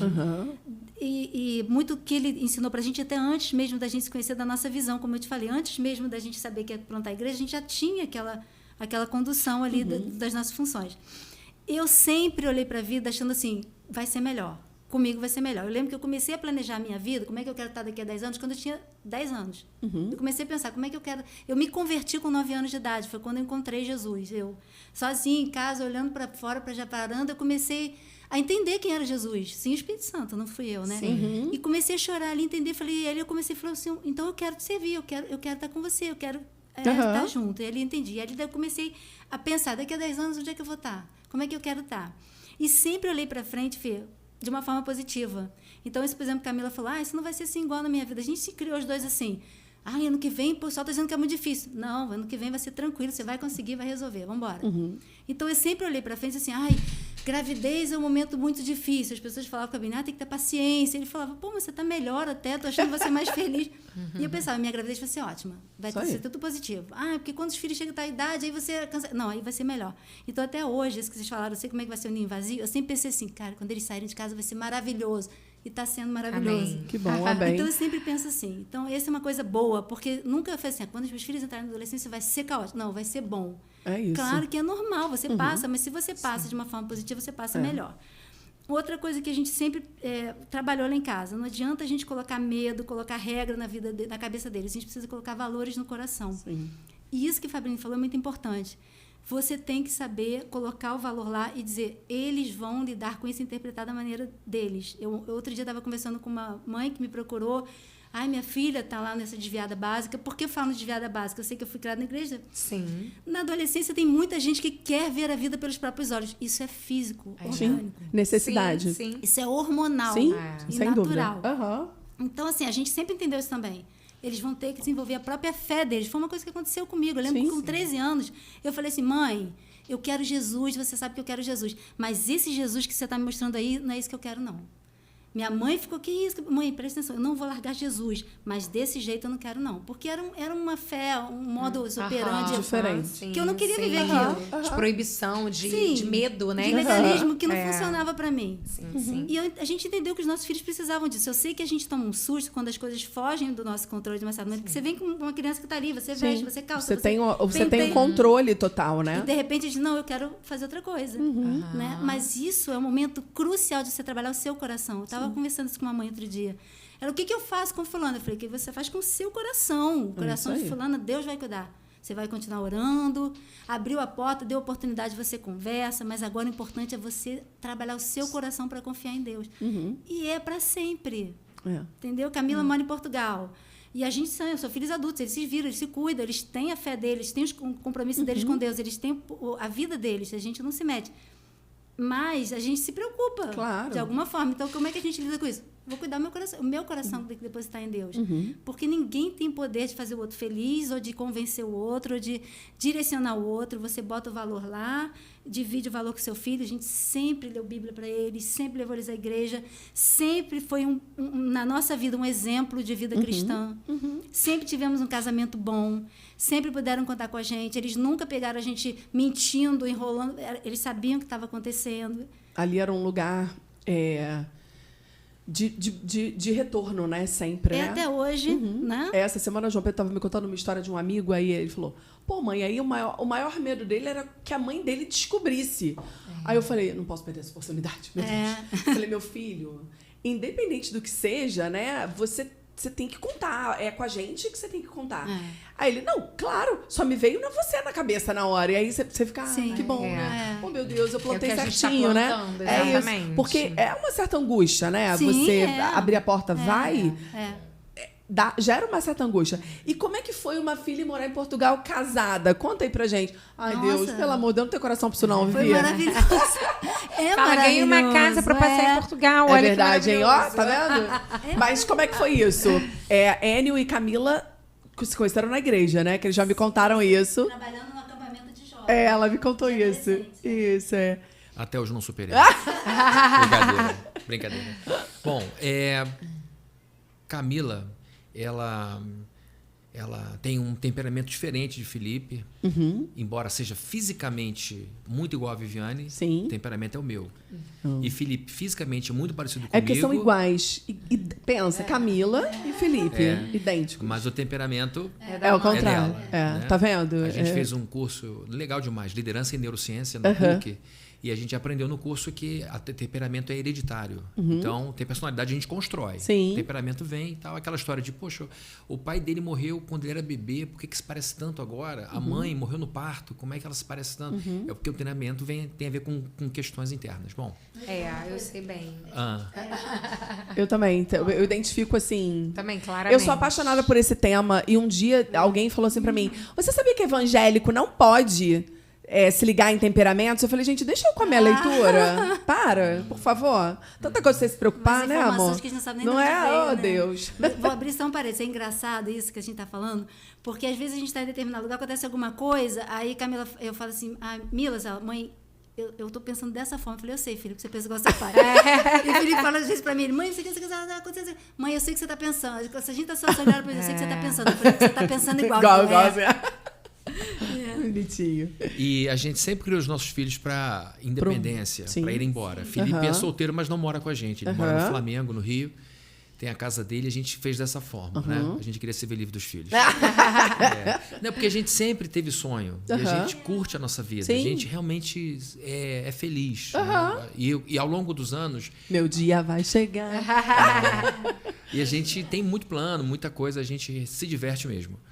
Mas, por exemplo, para mim, eu vou dar um salto, depois se você quiser voltar na coisa de Camila em Portugal, um momento difícil para mim é quando, toda vez que a gente está lá, é na hora de ir embora. Antes de Julieta, quando ia terminando, chegando assim, 2, 3 dias para ir embora, me dava uma tristeza. Falei, poxa, a Mila vai ficar aqui.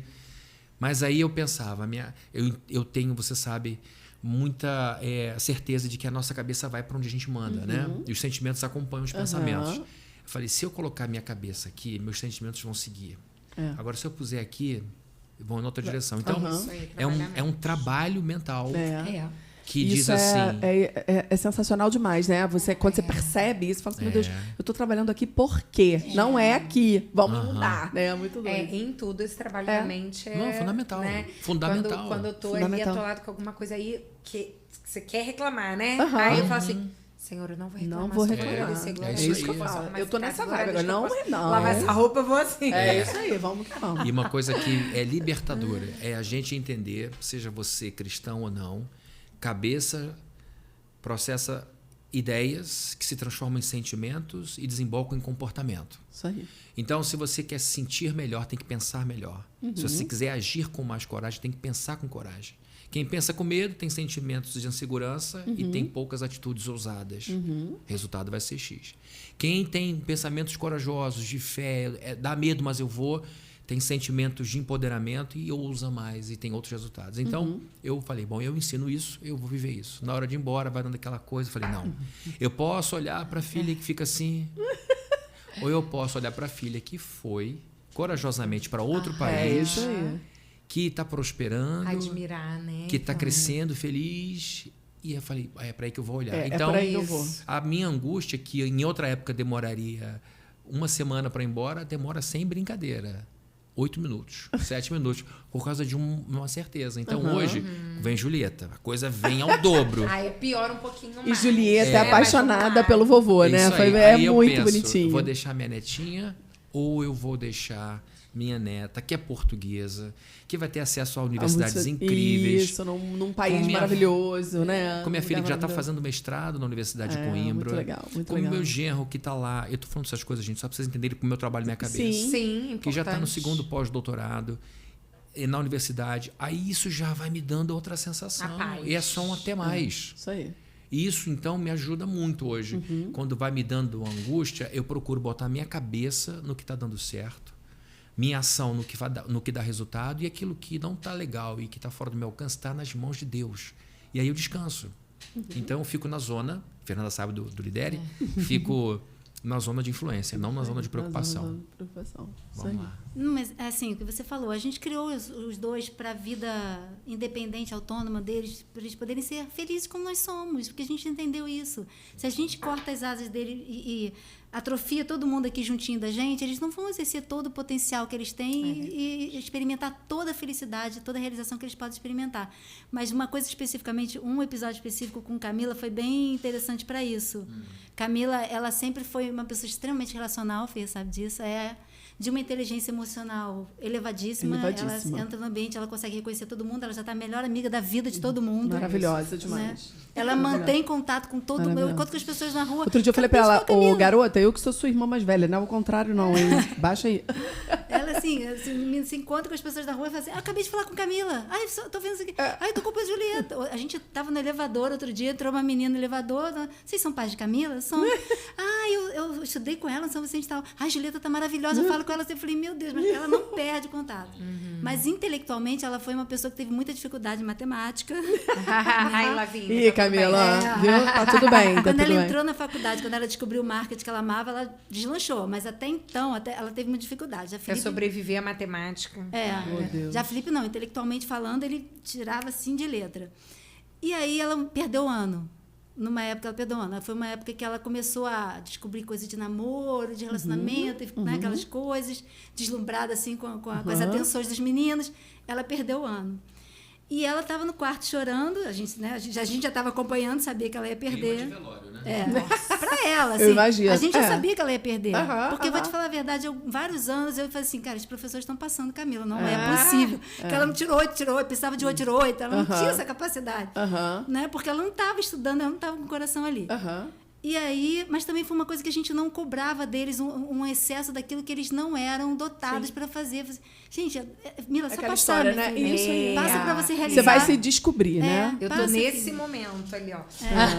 Não tinha que tirar no mas isso as pessoas querem escolher hoje. Gente, eu vivo isso dia a dia. Meu dia a dia é isso, né? Sim. Primeiro que as pessoas querem que eu pobre, pediatra é pobre, gente. Elas querem que eu fale, olha, aquela escola que ele vai entrar hoje no maternal vai aprovar no vestibular. Eu falo, amor, deixa eu te dizer. Nossa, então é uma loucura isso, né?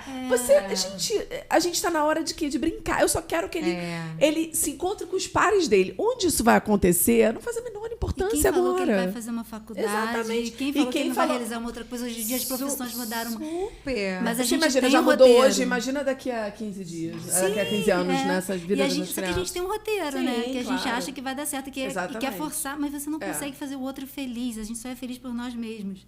E aí ela perdeu esse ano. E aí estava chorando no quarto, chorando. Eu falei, filha, por que você está chorando tanto? Preste atenção. A gente já sabia que isso ia acontecer. Falei, outra coisa, você está tendo uma chance, você cometeu um erro, você está tendo uma chance de consertar esse erro. Quanta gente na sua cidade comete erro que não tem conserto, filho? Então, presta atenção, isso vai dar certo. Mas eu vou voltar para a escola, eu vou ficar envergonhada na frente dos amigos. Eu falei, a vergonha vai ser boa para você, vai ser positiva. Vai te ajudar a não cometer mais, a se esforçar mais. Ou então contar mais com a ajuda dos professores. Você tem que ver lá. E aí Fabrini entrou, e aí ele começou a conversar com ela. Quer contar parte da sua conversa?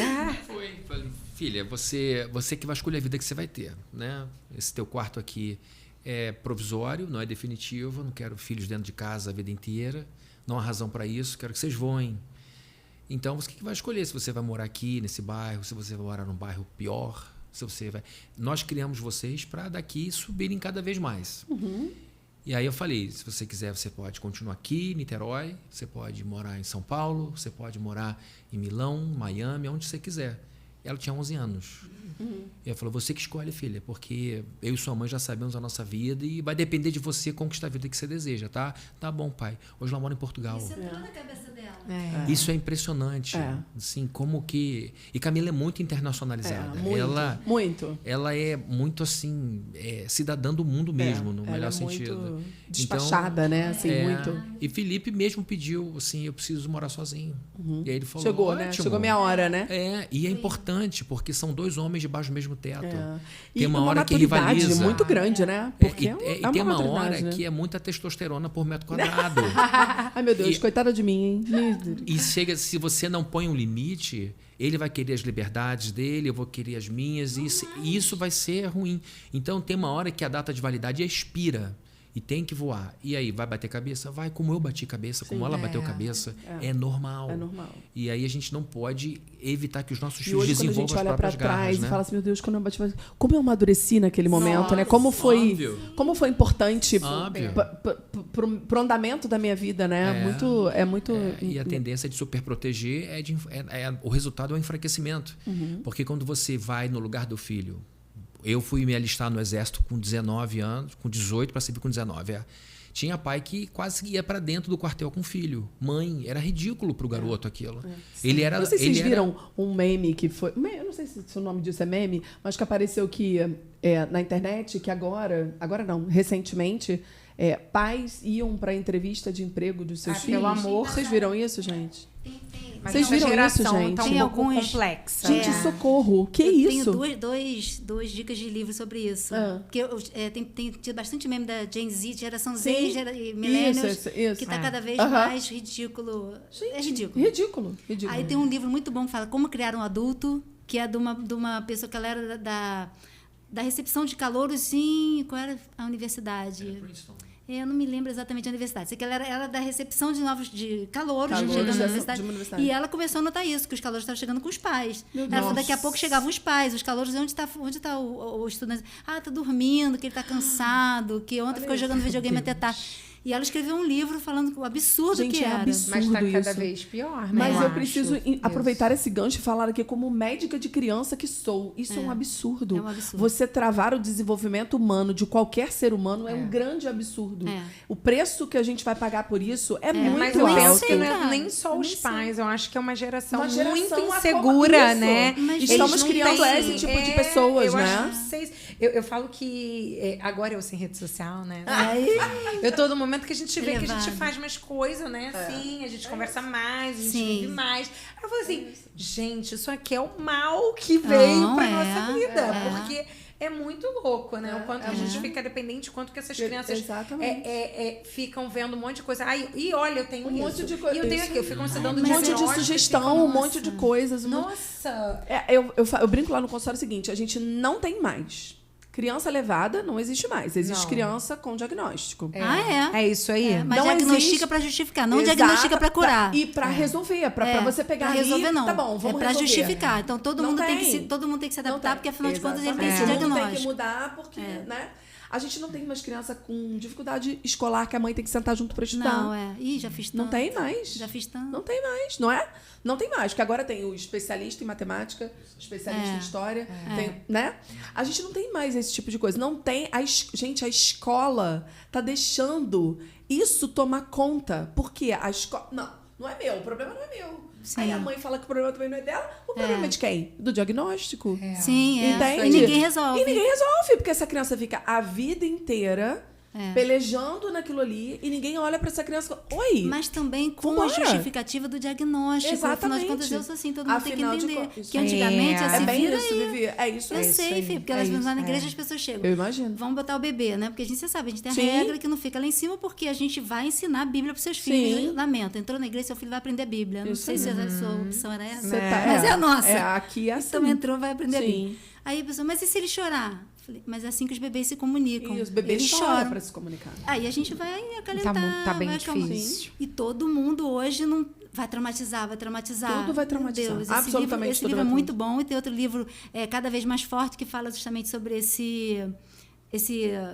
estudo que você falou de Harvard, porque vários professores escreveram, e esse cara fala sobre relacionamentos. É muito bom esse livro também. Muito interessante. E eu Porque acho que a as gente- pessoas estão carentes de estudar relacionamento, de ler relacionamento. Pois é. De Cons- se relacionar, É, né? a gente Também. consome, porque isso a gente aí. consome o Eles tempo não inteiro uma sabem. tela, né? As pessoas não sabem mais se relacionar. não só A isso. grande, o grande desespero, eu acho que me dá, né? Eu acredito que vocês compartilham. Os filhos de vocês já estão maiores, né? Mas eu acho que eles talvez tenham pego a coisa Final assim. ficando Começando, maior, né? Mas os nossos é uma coisa que às vezes eles não sabem. Eles não sabem mesmo. Ontem estavam os amigos lá em casa. Aí assim. Aí você tira o telefone, assim, a gente não tem nada pra fazer.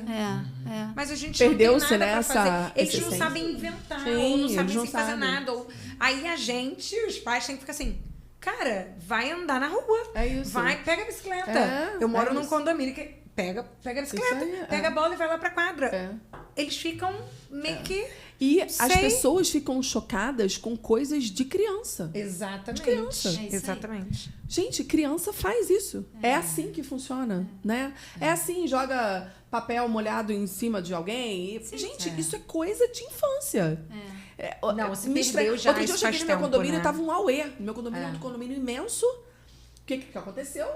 Uma criança jogou um papel molhado lá Lá embaixo pela varanda. E tanto, né? Como é Nossa, que isso é raro hoje em Vocês dia, né? precisavam Como que ver criança o tem essa caos no condomínio. E aí criatividade? eu cheguei e falei, gente, tem alguém precisando de alguma ajuda, né? Eu falei, alguém tá passando mal, alguma coisa. Um absurdo. Não, um absurdo. Eu falei, mas ué, absurdo seria se o senhor, seu fulano, que eu não vou precisar dizer o Jogasse. seu nome aqui agora, jogasse. Mas uma criança de 5 anos, de 6 anos, que tá com um amiguinho da escola de férias fazer isso?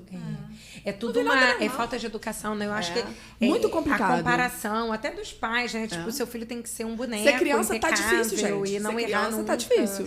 Tá bem difícil. Não tá fácil. Tá bem difícil. Eu acho que o que a gente, como sociedade, a gente chegou a um nível de desenvolvimento e conforto único.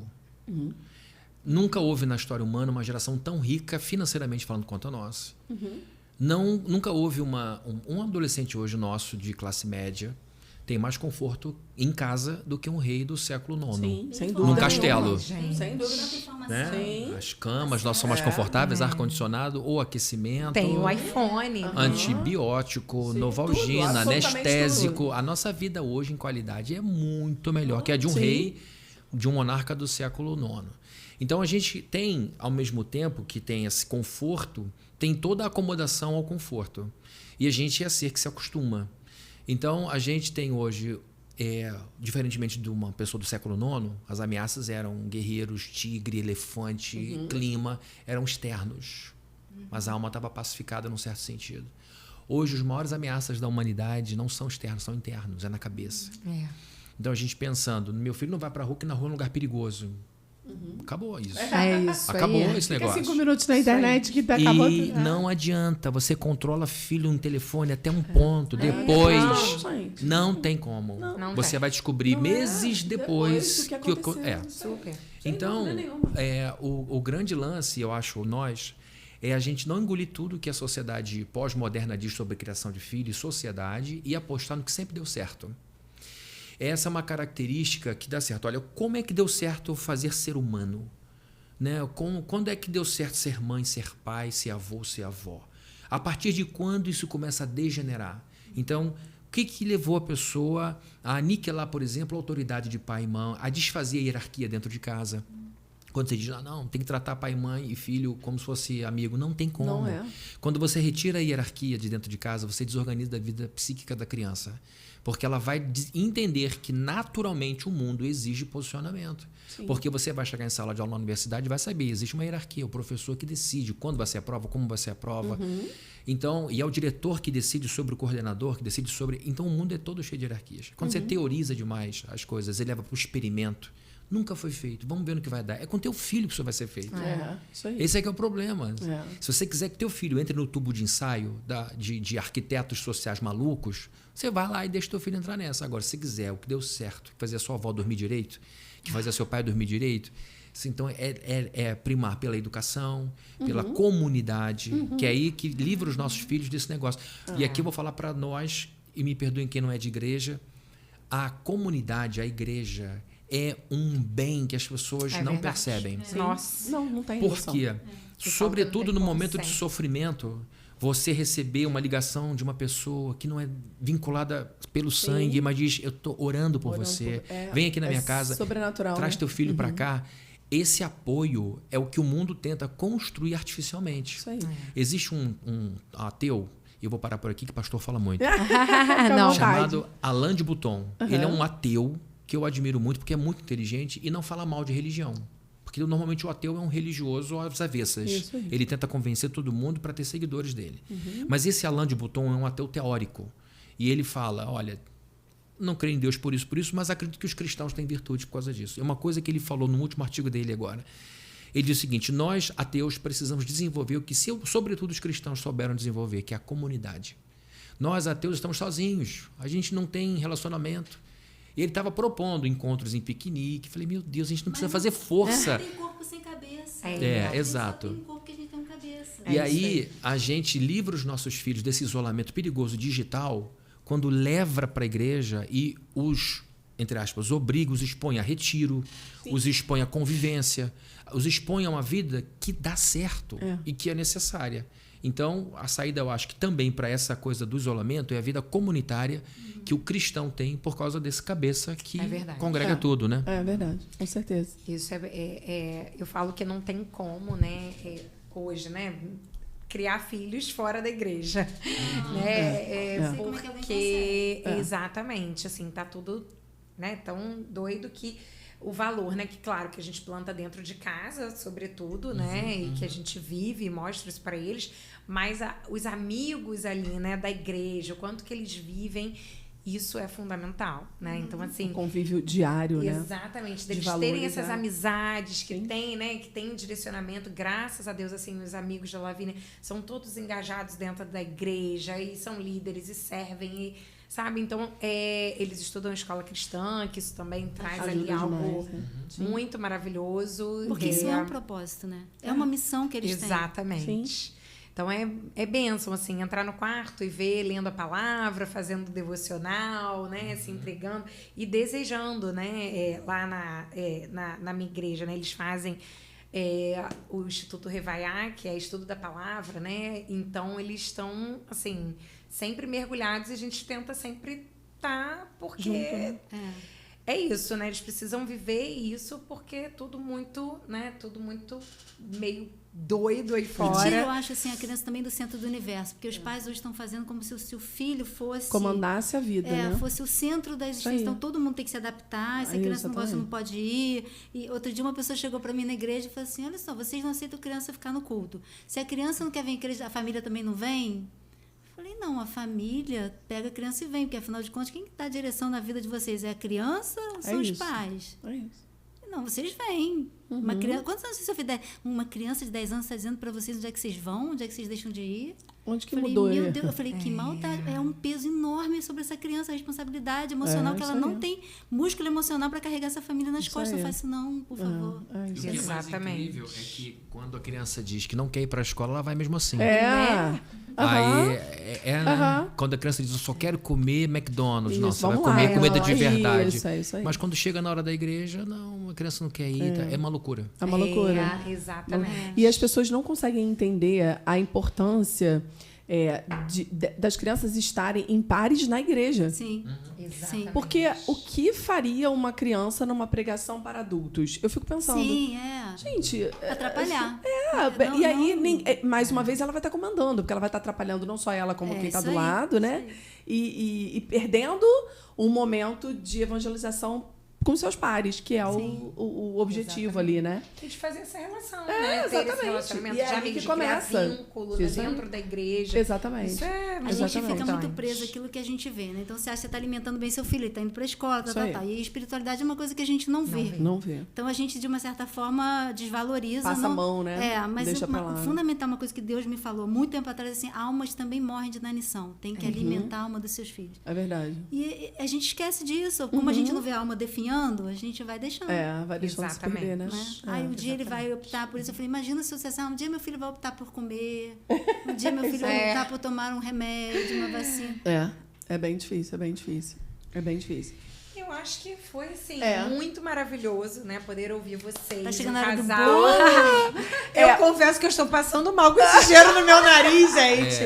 O Larissa tá em jejum, gente. Coitada. Porque não é um só, temos outro. Gente, só a misericórdia do Senhor na minha vida. Eu queria pedir para vocês finalizarem dizendo pra gente assim, como vocês enxergam, então, o papel de Deus aí, né? Com um trabalho junto, formação de família, uma igreja que está crescendo, planos.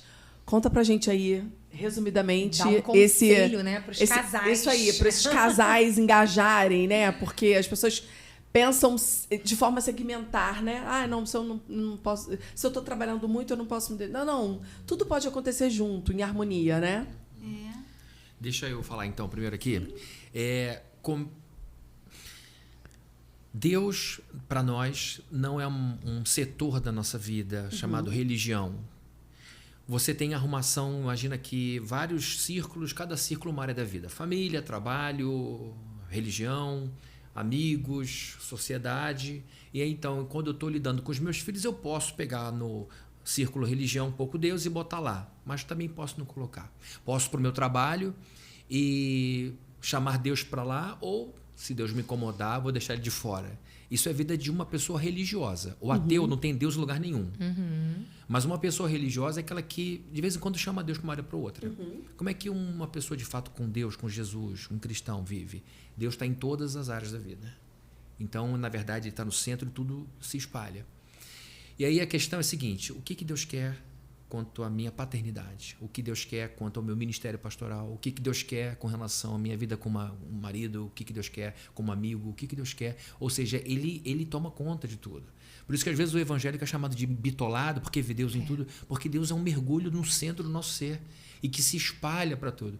E na antropologia bíblica, não é Deus que nasce de uma projeção endógena do homem. Lá Deus é assim porque eu criei. Não é um Deus feito à nossa imagem e semelhança. A antropologia bíblica é o homem nascendo de Deus. E eu vou parar por aqui para não também virar aula de teologia. Então, se a gente quer saber quem a gente é, biblicamente falando, Calvino dizia isso, eu tenho que olhar para Deus e ver quem ele é. E eu vejo ele em Jesus Cristo perfeitamente. O judeu do Antigo Testamento não tinha esse privilégio. A gente olha e diz, o que Deus quer do ser humano? Eu olho para Jesus e falo, aquele ali é o ser humano que ele quer. Então, eu me torno alguém neste mundo a partir do que eu entendo que Deus revelou para o homem. Beleza. Então, eu olho para Jesus e penso, e Jesus é magnífico porque ele serve de modelo para homens e mulheres. Né? Então, a mulher olha para ele como eu tenho que ser como Jesus. E o homem também consegue, ele consegue isso. E aí, para eu ser alguém, eu primeiro preciso me ver como alguém que vem dele. E aí, como é que eu organizo a minha vida?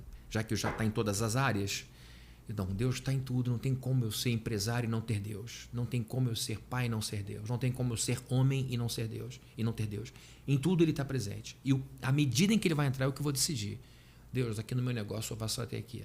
Na minha masculinidade, o senhor vai só até aqui. Não, ele vai em tudo. E aí a gente vai entregando as chaves. E aí, como é que eu organizei minha vida? Eu criei uma hierarquia que me ajudou muito. E essa hierarquia organiza toda a minha vida.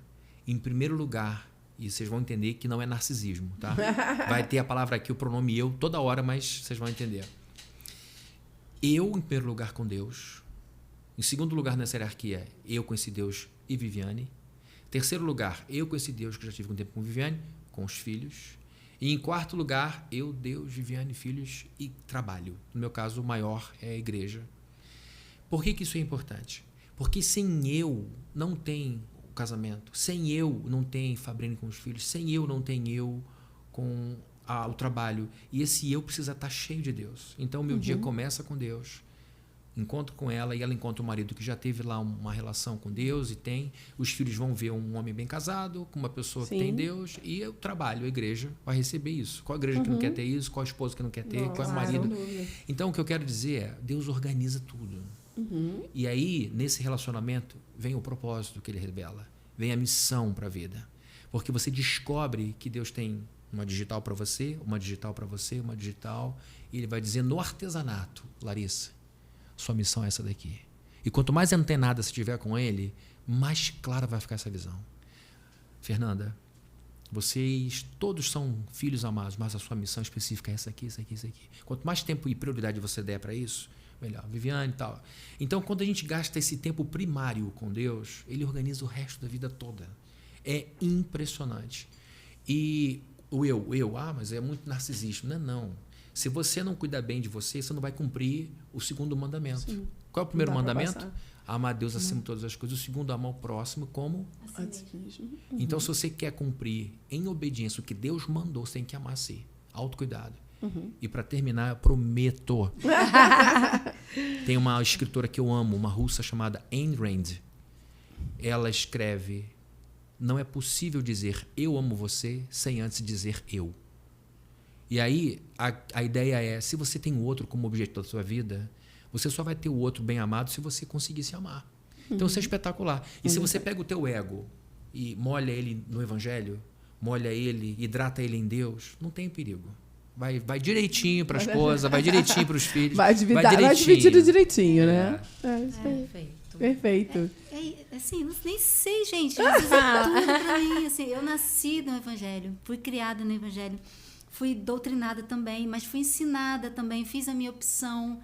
Jesus é tudo, mas o melhor que eu acho, Jesus é um descanso, porque a gente vive num mundo muito atribulado e principalmente quando a gente tem filhos, a gente sabe dos desafios Né? E como é que a nossa alma fica em muitos momentos que você não tem controle sobre todas as coisas e a gente acha que tem que ter controle. A gente não consegue fazer os nossos filhos serem saudáveis, a gente consegue ajudar, mas não consegue fazer. Não consegue fazer os nossos filhos serem felizes, a gente pode ajudar e dar ferramentas, mas a gente não consegue fazer. A gente não consegue salvar os nossos filhos. Então eu preciso de alguém que faça isso para mim, em quem eu possa descansar. Então é Jesus, isso é assim, o meu aconchego, dizer, caramba, eu vou fazer o que eu posso, a minha parte, mas eu vou descansar porque o Rei do Universo está a meu favor. Isso aí. Então é tudo. É uma e confiança como é que eu não vou entregar inabalável, tudo? né? Se eu quero descansar com os filhos, eu quero descansar com a minha vida toda. Eu vou entregar tudo. Eu quero ter paz. Perfeito. Se eu posso, né, ficar Sim. no colo, gente, eu vou ficar no colo. Nossa, não tem lugar melhor, Não tem lugar né? melhor, Não tem né? lugar melhor. Isso aí. E o pastor Fabrini estava falando sobre isso, né? Que Deus organiza tudo e às vezes tem uma desorganizada no meio do negócio que você acha que tá tudo bonito. Aí vem Deus e fala assim... Isso aí não, você tá um pouco enganado. Peraí, deixa eu dar uma... Né? E você fala...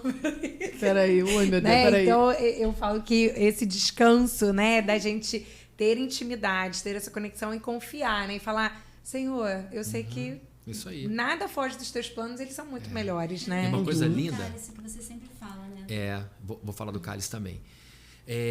Isso que você abordou é muito legal. Tá tudo certinho, de repente Deus diz, vou bagunçar. Peraí. Vou bagunçar. Mas vai bagunçar tudo, muito. Né? Tudo tão caminhado. O apóstolo Paulo é o maior escritor do Novo Testamento. Foi o maior plantador de igrejas da igreja primitiva. Mas a vida dele não começou de maneira normal. Ele servia ao Deus de Abraão, Isaac e Jacó. Só que ele não entendia quem era Jesus Cristo. Para ele, Jesus não tinha nem nascido, nada. Jesus não tinha morrido, ressuscitado. Era um mito.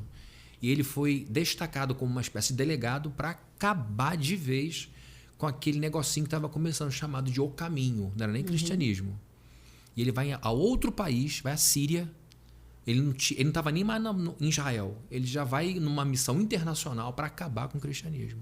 Chega lá como Saulo, como perseguidor, como alguém que tinha acabado de mandar matar Estevão. E no meio do caminho encontra a pessoa que ele achava que estava morta. Ele já cai no chão, cego, e ele pergunta, quem és tu? Ele falou, eu sou Jesus, você achava que estava morto? Então, é assim, você gosta de violência? É o que ele fala. Então, vou ser violento com você para você me entender. Ele ficou cego. No chão. Ele ficou tão mal que ele ficou 3 dias sem comer nem beber nada. Isso foi um golpe nele. Então, falou, olha, eu falo qualquer idioma, Jesus falou. Eu falo qualquer idioma, eu gosto de falar o idioma do amor. Mas se você quiser falar da força, eu vou te mostrar. Eu sou Jesus, você não tem como avançar mais. Beleza. Entra aí que vão te dizer o que você vai querer. Ele é um cara autônomo, fazia o que ele queria. Tô pregando já, hein? Ele fazia o que ele queria da vida dele. Ele tinha carta branca e de repente diz o seguinte, entra, espera que outra pessoa vai te dizer o que você tem que fazer. Aí entra um sujeito, coitado. Qual a tua missão? Ir no matador e conversar com ele. Mas tanta gente nessa cidade aqui, mas vai você que ele já virou gatinho. Chega lá a hora e tal. Olha a mudança que que Deus fez na vida dele para melhor. Ele entra Saulo e sai Paulo. Saulo é Saul, do hebraico, que é pedido a Deus. Paulo é o nome que ele atribui a ele mesmo depois. Sabe o que quer dizer Paulo? Pequeno. Ele se considerava alguém que Deus tinha dado a pedido de outro, e quando ele viu quem era Jesus, ele falou, sou um pequeno. Paulinho nem sei o que é, né? Paulinho minúsculo. E ele então começa a se chamar de Paulo. Ele entra Saulo, sai Paulo, ele entra perseguidor e sai perseguido, ele tem que fugir, porque senão ia ser morto. Ele entra para destruir e depois sai para promover. É essa bagunça que Deus vai dizer. Não é sempre que é assim dramático, Sim. mas Deus é soberano. Mas quem faz a bagunça? Exatamente, quem faz a bagunça é quem vai arrumar depois. É isso aí. Né? E muita gente faz isso quem com vai os trazer a filhos. resposta pra Mas gente. essa questão da história do cálice que você sempre fala. Vamos lá, isso. do cálice. Vocês estão me dando... Demos um microfone para Fabrini agora. Agarrado aqui. Tem que faltar luz. Jesus está para enfrentar o pior momento da vida dele, que é o Getsemane. A palavra Getsemane no aramaico significa prensa do azeite. Jesus está para ser prensado. Ele chama 3 dos apóstolos e diz, fiquem aqui e orem comigo. O clima estava tão ruim que Jesus, na humanidade dele, falou, orem por mim, orem comigo, porque minha alma está angustiada até a morte. Vocês imaginam o mestre de vocês, que ressuscitou mortos, que curou leproso, pedindo ajuda para um aluno. O que eu posso fazer? Fica aqui e ora comigo, porque tô triste. Foi lá, voltou sujo de sangue, foi lá, voltou sujo de sangue, foi lá, voltou 3 vezes. Ele, qual é a oração dele? Pai, se possível, me livra desse cálice. Imagina uma caneca, um cálice, com um líquido amargo. Pior, meu Deus do céu, não consigo nem imaginar uma coisa amarga. Ele falou, se possível, o Senhor me livra desse cálice. E a resposta é silêncio. Silêncio. Ele, não vai ter jeito, não vai ter jeito. Ele foi para a cruz e bebeu o cálice. A pergunta que fica é, por que ele bebeu o cálice amargo, mesmo, aqui, cálice, mesmo sabendo que seria amargo? Por que ele bebeu? Porque ele confiava na mão da pessoa que oferecia o cálice para ele. Então, quando a vida estiver bagunçada, confia na mão. Qual é a frase que eu uso lá sempre? Quando eu não entendo o que Deus faz, eu confio em quem Deus é. Essa frase já foi dita. Já foi dita aqui, hein? Ó, eu sempre trago. Trago entre aspas, mas trago, né? É maravilhosa. Então, é maravilhosa. Larissa, é isso. Quando Deus bagunça, é a mão do Pai. Ele sabe o que está fazendo, então a gente tenta descansar. Tem hora que o coração dá uma panicada. Desespera. E aí... e a gente lembra que tem colo sempre, né? Sempre. E me proibam de falar agora. Mas, maravilhoso. Maravilhoso. Vivi precisa comer esse bolo. Vamos agora ao momento café de verdade. Não, tadinho, porque ela no começo falou que ela ia ficar comendo, no caso.